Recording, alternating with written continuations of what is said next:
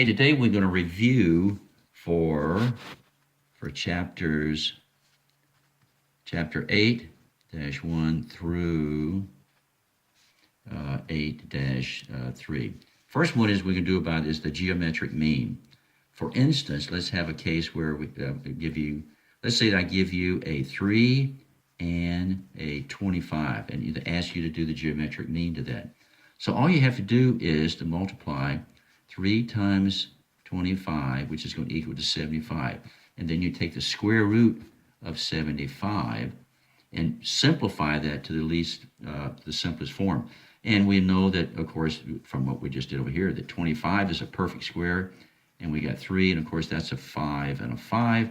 So therefore, our square root of 75 is going to end up being 5 square root of 3, okay? That's the geometric mean.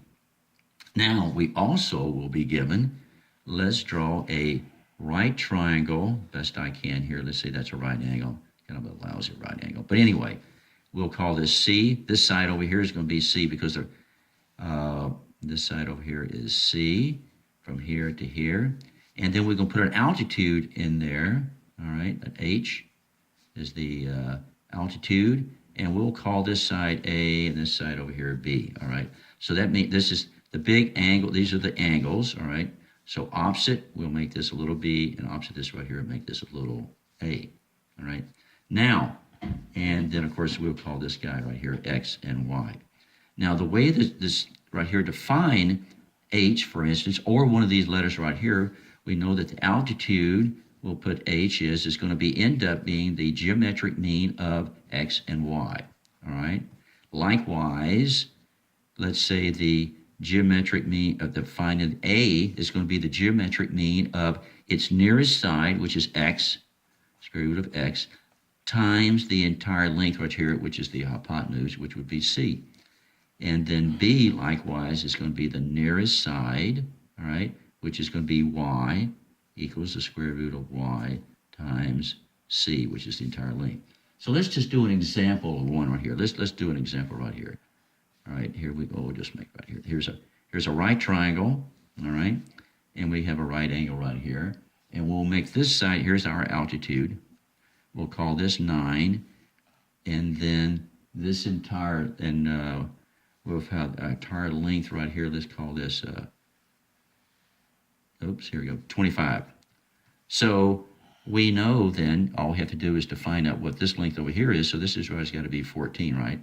So in order to find, let's say H, all right, we'd have to do what? We'd do say H is going to equal to 9 times 14. We'll take the square root of that, all right? And that's going to equal to 3 square root of 14. Yes, square root of 14. Let's try to find this side over here, X, all right? Right here, X. So X is going to be equal to the square root of 9, which is the closest side, 9 times the square root of times 25, all right? And if we look at this, this is a real easy one.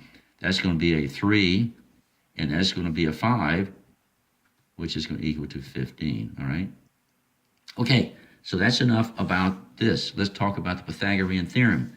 We know the Pythagorean theorem on a, let's say we have a right triangle here, and we have, this is C, A, B, all right? So this side is little a, this side is the little b, this side is the little c. So remember, c squared is going to equal to a squared plus b squared, all right? So if we have that case, then we have a right triangle. So if I have a, let's say I have a right triangle over here, and we know this side is 5, and we know this side is 3, how do we find that side? So in this case right here, let's call that b, all right? So b squared is going to equal to, we'll take our c squared minus a squared, and we'll find that out. So let's do that. So we'll have 5 squared minus 3 squared is going to equal to, we'll call this b over here, b squared, all right? So that's going to be 25 minus 9, which is going to equal to, what is that, 16, all right? 16, all right, I think I made a mistake up here. 16, and then if that's the case right here, then the square root, so b squared is going to equal the square root of 16, which is equal to 4. And that's a triplet, all right? The next thing we know is that if I have a triangle that looks like this, and this right here is A, B, we know if I square both of these, it's going to be less than this, which means this is an obtuse. And if I have one that looks like this, and this is A, B, so if I square this plus the B squared, it's going to be greater than this, which means this right here is going to be an acute triangle, all right? Now, let's go down here to the next part, the last part, which is going to be our special triangles. If I have a 45, 45, 45, and this side is 1, then this side right here is going to be the square root of 2 over 2, square root of 2 over 2. And I do that, and I obtain those figures, those numbers, by working through the Pythagorean theorem. Also, so let's give an example right here. Let's say that, so another way we can put this is if I make that an x, that's an x, that's an x, right? So if I know the hypotenuse is a right angle, this is our 45, right, and a 45. Let's say that this side is, I'm just going to pick up a number 6, all right? So if the hypotenuse is 6, all I have to do now to find this side over here, and of course both of these sides the same, is going to be 6 times, so that's the hypotenuse, times the square root of 2 over 2. That will go into that, that'll be 3. So this side will be 3 square root of 2, all right? Now, let's go to the last one. We'll do our 30, 60, 90 triangle, all right? So this side is, we'll call this side as x. This side is always 1/2 of the hypotenuse, which is x. This side is always x square root of 3 over 2. And let's say, suppose that I have an example here. Again, I'm going to have to make this up on the fly. Let's make this side 4, all right? 4. And I want to find out what x is over here. So all I have to do is say 4 is going to equal to this. So 4 is going to equal to x square root of 3 over 2. Now, cross multiply, I get an 8 equals x square root of 3. I'd have to divide, so x is going to equal to 8 divided by the square root of 3. I don't want to leave that in the denominator, so I have to multiply it by 3 square root of 3. Okay, that becomes what? 8 square root of 3. 3 times 3 is 9. Square root of 9 is 3 over 3. So therefore, that becomes my answer right here, okay?